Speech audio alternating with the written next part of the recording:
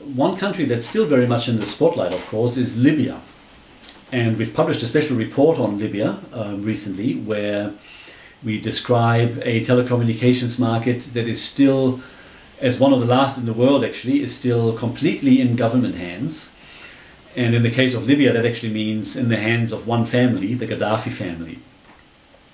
But it's also interesting to look at some other African countries in this Libyan context, namely those countries where the Libyan government has invested quite heavily in recent years into telecommunications companies.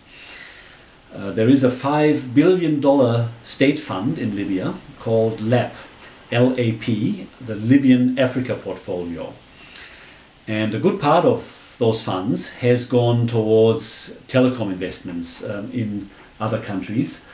Countries such as Uganda, Rwanda, Togo, Niger, the Ivory Coast, Gabon, Sierra Leone, Zambia, and Sudan. And an interesting question at the moment is what's going to happen to those investments should the Libyan government, should the Gaddafi clan lose its grip on power back home in Libya? Is the money still going to be there to continue funding these investments?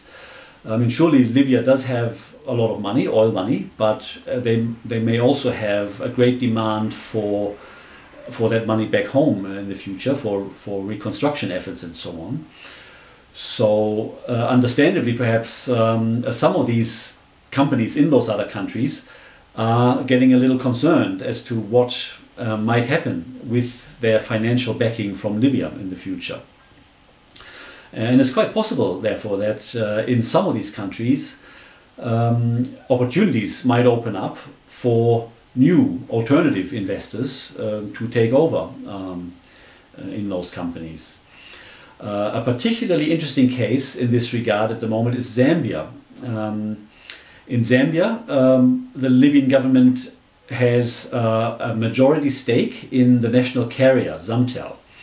About a year ago, so this was before the trouble started in Libya in earnest, about a year ago they bought a 75% stake in Zamtel, the national carrier, for $257 million.